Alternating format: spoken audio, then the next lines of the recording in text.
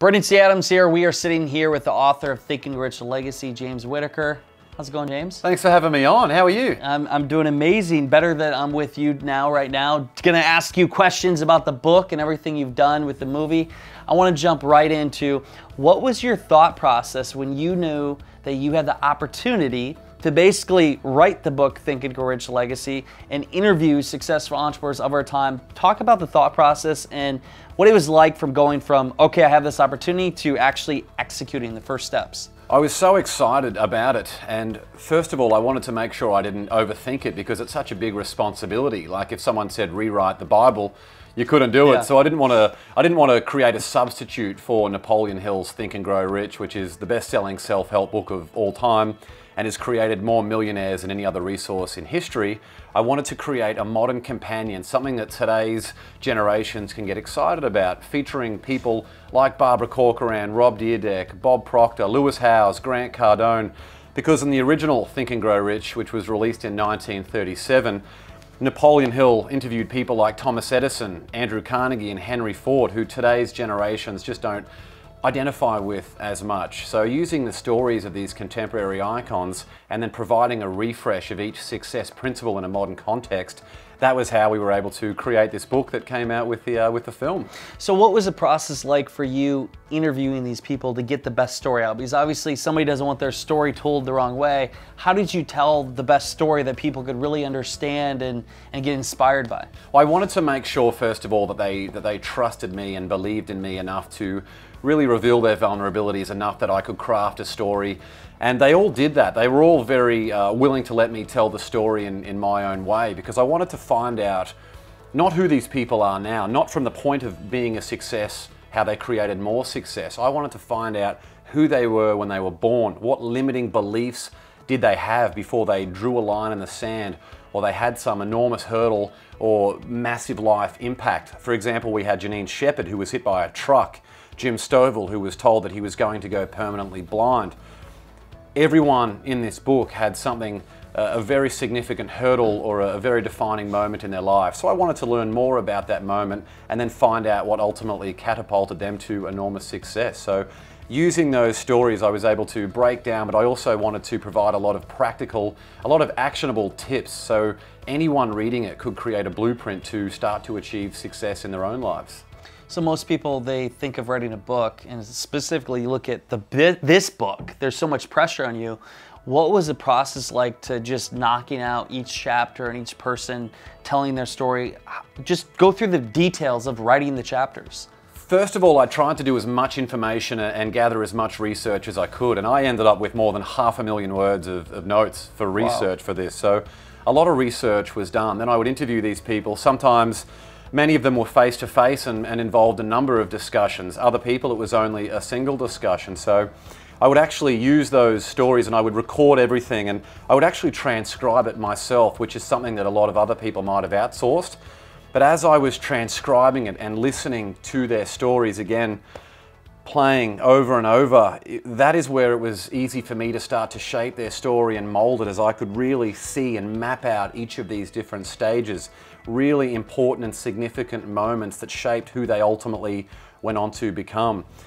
And a lot of those times it feels like in the moment it's their biggest adversity or the most tragic of circumstances. It is only when they are able to find a practical way to convert that to plans and take daily action can they start to go on to extraordinary achievements. So I would do one person, and then I would leave it for a week. I would create a first draft, leave it for a week, and then I would revisit it after that. And I also had an editor friend in Australia who helped me shape the stories. And after 1 week, you can look at it with fresh eyes, maybe restructure it a little bit, maybe remove some things, add some more things. And once I had 25 stories written, which were true, comprehensive, short stories that people can use to provide a blueprint so everyone, regardless of what field you're in, because we've got people from so many different countries, from different ages, like, how old are you, 27, 28? You're 28 now, yeah. Right through to Bob Proctor, who's in his 80s. So we've got people of all backgrounds. And then the very last thing I did was explore each of the 13 principles from Napoleon Hill's achievement philosophy and refresh them in a modern context. So referencing people like Elon Musk, Tom Brady, the Navy SEALs, Sarah Blakely, Oprah Winfrey, Mark Zuckerberg, a whole heap of influential contemporary icons. So it's a very eclectic mix of people, and I think everyone would enjoy it. So out of all the people you interviewed, what was the #1 thing that stood out from these people that made them successful? One of the biggest things is the unwavering self-belief. So when they had that very tragic moment, or there was a point in their life where other people said they couldn't do something, or for example with someone like Barbara Corcoran where she was labelled as dyslexic in school, they simply channeled their attention and their action and their resources into a way that they could actually make it happen. So they didn't stop there based on this limited programming that someone else had of their version of success. They simply blew right past it and took daily action to achieve it.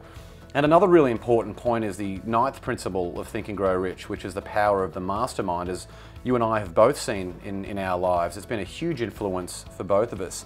They were able to, once they had a very clear definition of what success looked like for them, they were able to create a mastermind group, surround themselves with the right people who could amplify their efforts, elevate their thinking, and get them to taking daily action where they could achieve enormous success much bigger and much faster than they could have done if they stayed in their house or their apartment.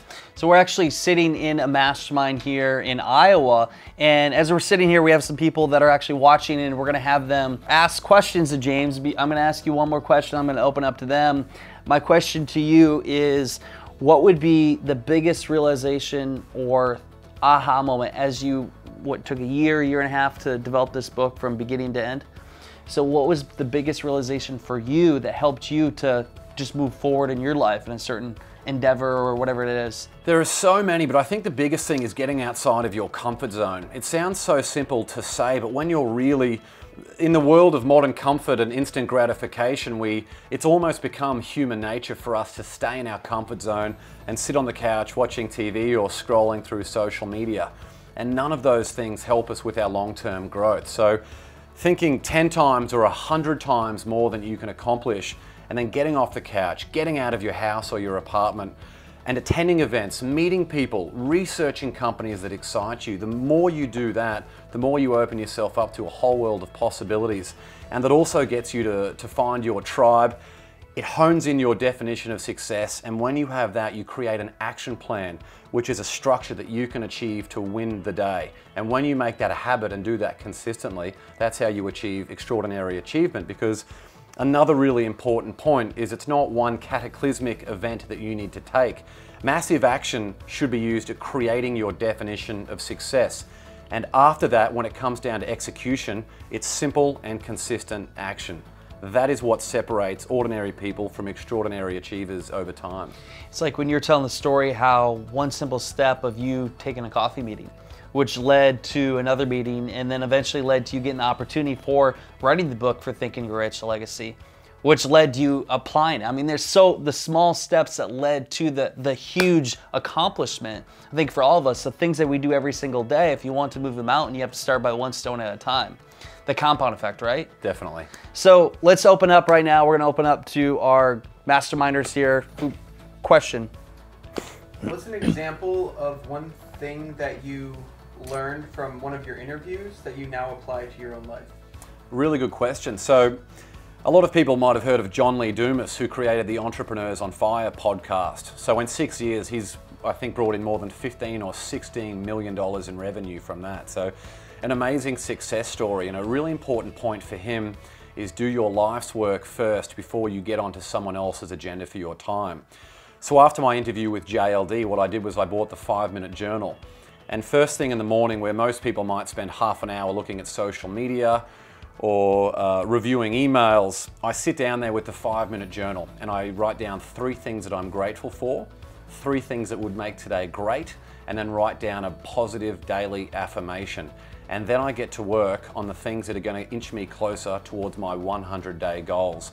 And it's only after I do that do I start working on someone else's agenda for my time, which are things like emails or just other things like that you can do on autopilot. Making sure that you use your best time and your most creative time for doing the 3 most important things for you that day, which is what adds up to you winning the day and inches you closer to your long-term goals. That's good. When it came to writing your book, what was your thought process with kind of creating that map? I know you said that you basically interviewed all those people and you had a lot of notes that you took, like 500,000 words, but what was it that made you able to kind of piece it all together and make like a set of like a kind of like a game plan? There's so much to that whole writing process, and a lot of people get really overwhelmed with the idea of writing a book. So I knew that my very pitch to the Think and Grow Rich, the legacy filmmakers, was that you take each principle of Napoleon Hill's achievement philosophy, which is 13 success principles, you do a brief refresh of that in a modern context, and then you tell the stories of two people who best personify that principle. So that was the framework that I had from day one. And if anyone in their own lives think about writing a book, the easiest thing that you can do is just write down simple chapter headings. You just think about what story do you want to tell, and then just write down 12 or 15 or 20 chapter headings. So I knew once I had those done, I just had an introduction to the people in question, just had to facilitate a time to catch up with them. Some of them are very, very busy people and hard to track down. So what I would do if I didn't hear back, I made sure to follow them up. So I had a fairly robust follow-up schedule to make sure I didn't forget about that. And then once we had the call, I would do all those research notes and really try to be respectful of their time, but really flesh out the most important details, because a lot of it needed to be done in chronological order. It was difficult for me at times if I didn't ask the right questions about where it fit into the story. And once I had all that stuff, I just started to slowly map out a bit of a story flowchart about where I think it was supposed to go. And an important part of that for this particular project was where the book Think and Grow Rich came into their lives, because it was often handed to them by a mentor. We've got one case of Errol Abramson, who was a 16-year-old valet, I think 50 years ago, pre-driver's license or before all the strict rules around that. And a guy in a Ferrari pulled up and gave him a $1 tip and wrote down, "You need an attitude adjustment, Think and Grow Rich, N Hill." He wrote that on a note, and then he went and took that and bought Think and Grow Rich at a bookstore, and that was the catalyst for him changing his life. So these were the moments that I wanted to capture in the book. And apart from that, I think just having the feedback of a few other people along the way was really, really important, because sometimes in life it's easy to stay in our bubble and we don't realize how much we're doing it. So having the contributions and the input of other people is really valuable as well. And I was fortunate enough to have the filmmakers on that, but I also have some important people in my own life who can help provide a second opinion, because I always say it's very difficult to edit your own work. I can edit someone else's very easy, but your own, once you've just had that deal fatigue, consultants call it, when you've been working on the same project for a while. So it was great to have the input of other people to mainly help me get the last 10 to 20% out, which I think is the big difference between a high quality project and one that is of lower quality. Thank you. Writing a book, I can imagine it's a daunting task. Like, when you ever had like writer's block, or like you just like one of those days where you just couldn't get past anything, what were some things that you did to get the creative juices flowing, or what are some of those things or rituals that you did before you wrote, or yeah? I learned that writing a book, for me, the most creative hours for me were between the hours of about 8 a.m. and 12 noon. So that would coincide with my morning coffee, which I'd have at about 7:30. So I wanted to wake up, do a little bit of reading, create that structure, or be clear on my agenda and my intent for the day. Then I would have the coffee and do a little bit of reading, and then I would go in. I would actually, this might be a bit different to how other people do it, but I actually have some fairly loud music playing while I'm doing this, while I'm in this writing creative stage. And for that 4-hour block, I have my phone on airplane mode and face down. So no notifications, no distractions. I try to close all the browser windows on the computer.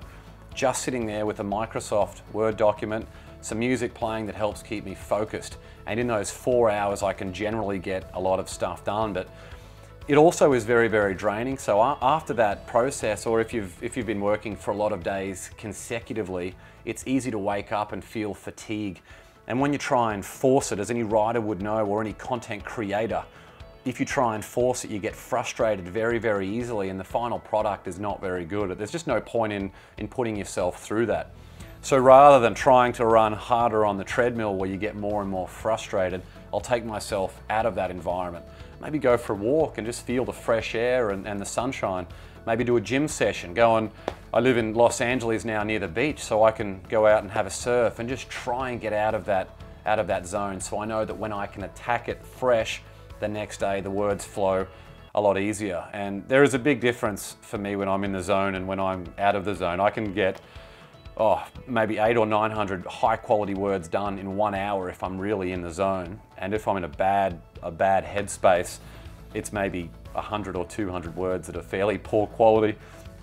But along the way, when I would get frustrated and very hard on myself, I realized that I didn't need to have amazing words down. Sometimes just having words down can be a really good thing, because you can always revisit that. It's so much easier to edit work that you have done rather than staring at a blank page. And that was a very important lesson that I learned along the way. So just setting a goal, if you're a new writer, just having a daily goal of maybe 500 words or 300 words down is a really, really good goal, and you can look at editing and revising that at a later date.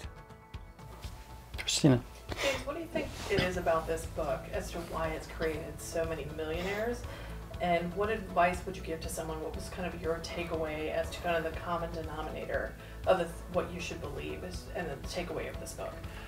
Think and Grow Rich has sold more than 120 million copies, and it's created more millionaires than any other resource in history, because quite simply it's just had results for so many people. It's really had this snowballing effect because of the success it has been able to create for so many people.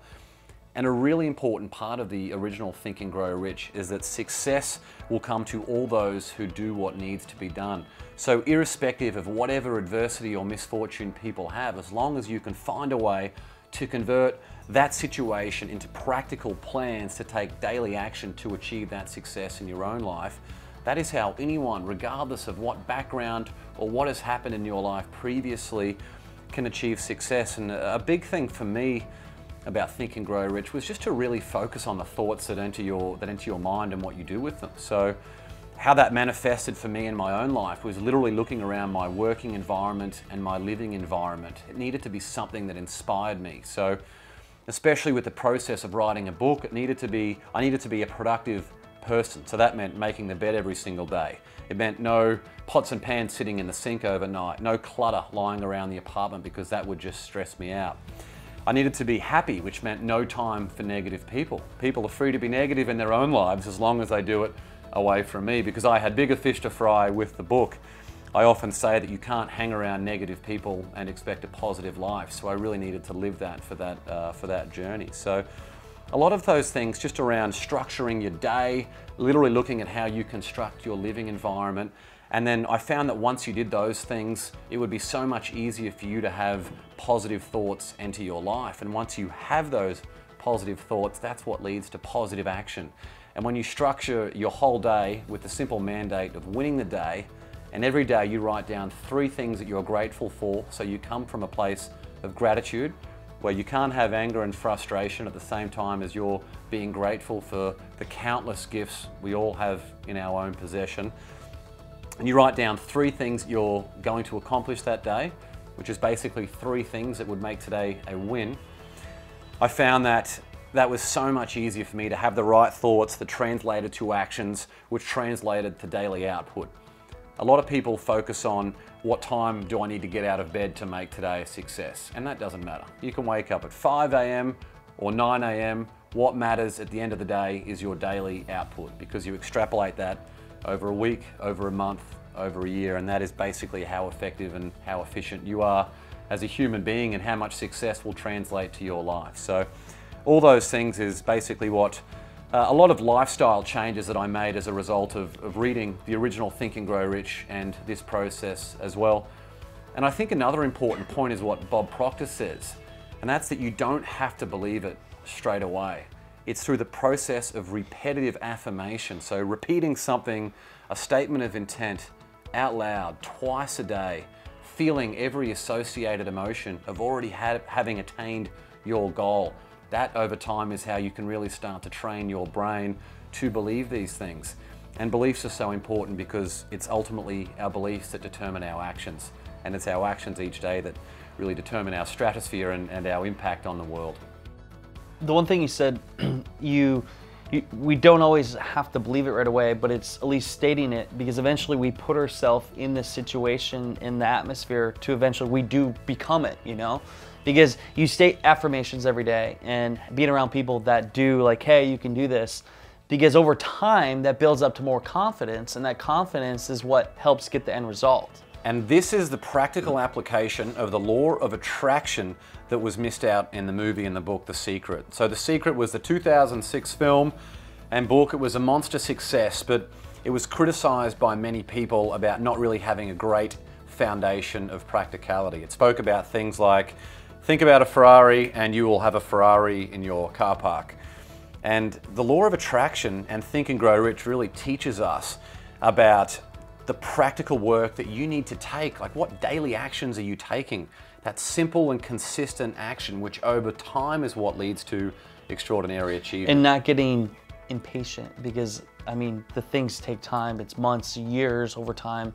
But if you're consistently knowing, hey, if I do this for the next 12 months, I'm going to get the end goal, versus like a week goes by, oh, I don't have the car, well, I'm done. That's right. You know? I know that you and I can get impatient at a perceived lack of progress in our own lives at times as well. And I think that might also be the curse of the high performer. Anyone who has very big goals and aspirations can feel frustrated at times when they haven't felt that, or if they haven't experienced that success to that point. And there was a moment for me where I felt like I'd focused on doing all the work every single day, and I was starting to feel a little bit frustrated at what I thought was going to be I was focusing on the harvest that I wanted to reap rather than the seeds that I was sowing. And literally that day, about an hour later, I started to get, I think it was 4 or 5 text messages from some friends who said, did you see what Rob Dyrdek posted on his Instagram story? And I had a look, and there were 4 separate posts about the book that I had written, about him saying how amazing it was. 4 separate posts out to his 4 or 5 million followers. And that again was such a big lesson for me. Each day, focus on the seeds that you sow, not the harvest you reap. It's irrelevant. Like, if you're doing the right work day in, day out, of course the good things are going to come back to you. It's always be planting. I can't think of the other person in the movie, Tim Story. He talks about when he speaks, he's like, always be planting. Eventually you're going to harvest. That's right. And it's over time. And you can't harvest. It's like the law of the seasons. You can't harvest unless you plant. So focus on the seeds you sow, otherwise you won't have a harvest to reap. Good stuff. So you've done a ton of research on each of these interviewees. What's something during one of your interviews that you heard from someone that surprised you in a positive way and gave you an answer that you weren't expecting? I think a big one is that a lot of these people were not academically brilliant, so they weren't smart enough in a book or academic sense, because what happens then is it means that they can't properly evaluate risk. And the people who evaluate risk too stringently are people who are typically of very high academic performance, are the ones who then come up with a reason or many reasons as to why they shouldn't take that leap out of their comfort zone or why they shouldn't act. Whereas other people who would never perform anywhere near as well on these high school or university tests, they're the ones who merely act, and it is that process of taking action that they fail and they learn and they keep getting back on the horse, and they're proud of their failures and they keep acting and they keep failing, and over time that is how finally they can find something that eventually leads to extraordinary achievement. You only need to be right once.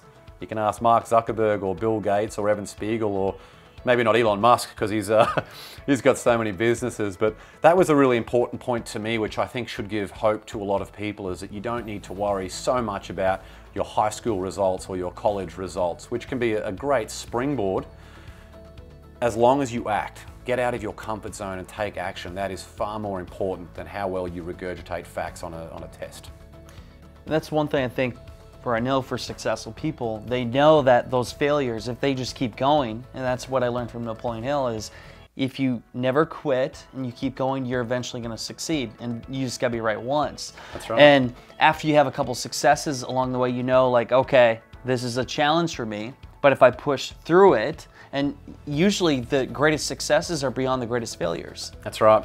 And also that knowledge by itself is meaningless. We see such a big emphasis in today's society about the role of education.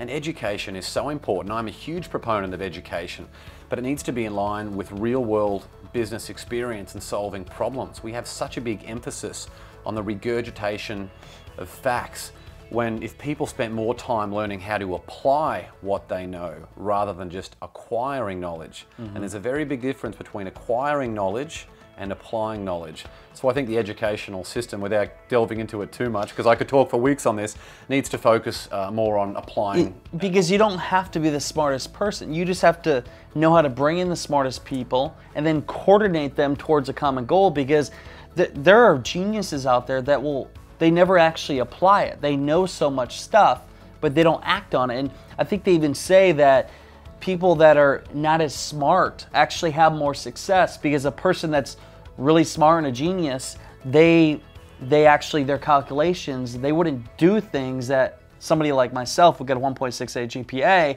would do, because they would think, well, that's not possible, that you can't do that. And what, 1 out of 50 chance you can make it? But the people that are, I guess, dumb enough to think they can do it, they actually do it. Ones who do. Yeah. And the average, there was a study done a few years back, and the average GPA of American millionaires is, the average college GPA of American millionaires is 2.9. It's not 4, it's 2.9. So that's it. The ones who actually are the most successful, there are so many people who were dyslexic, people like Lewis Howes and Barbara Corcoran, which meant they were terrible students, but they had to find another way that they would be effective, another stepping stone for them. And it manifested for both of those people in building an empire on other people's know-how and taking action every day. I think it's almost an advantage for them to have a disadvantage, because if they have the disadvantage, that obstacle to them gives them more drive to overcome it, versus somebody that has maybe everything handed to them where it's easier, so they just take it for granted. But it's somebody that has more obstacles, it's more of a like fight to get there and prove something. They're hungry. Like Gary Vaynerchuk calls it that immigrant hustle. If you're sitting here, you don't want to waste the chance that you have. You're much more likely to take action, and really just, you have no excuses or no reason to not do that. It's win at all costs. That's it. It's the whole burn the ships mentality that we've spoken about at length, and of course what is presented very dramatically and very brilliantly in the film Think and Grow Rich: The Legacy too. Any other questions? What would you give a new writer, maybe like to get started on writing their book? Like, what would be kind of that someone writing a book? What would you give them advice? I think the first thing is confidence to be able to do it. So we all worry about, is our own story good enough to tell? And we all have amazing stories. We just need to figure out the right way to package those stories. So I think getting clear on who we are and what story we want to tell. The second step would be taking action. So mapping out chapter outlines. So maybe 15 or 20 chapter outlines of how you can really flesh this thing out. And it doesn't need to be perfect. That doesn't need to be 100% finished. That's just a great diving board for us to really leap into the project. And then I think the third one would be to find an advisory board, which can be a very unofficial thing. So find some smart people who are not clones of you. Get a diverse advisory board of people who actually want to see you and the project succeed, who come from different backgrounds, who can offer different value. And along the way, they can not only hold you accountable, but they can also give you a lot of different ideas and a lot of different steps that you might not have thought of. Other questions? Well, if somebody was watching this and wanted to find out more about the movie or purchase your book, where could they find it? The best place is my website, jameswhitt.com. So JamesWhitt.com. There's a free bonus chapter of the book available for free download from my website. And I can also send them a copy of my success plan template to help them come up with their own definition of success. Awesome. We'll leave on this quote: whatever the mind conceives and believes, the mind achieves, and whatever you think about the most is what you become. Think careful, surround yourself with the right people, and go achieve big success. Until next time, y'all, we'll see you later.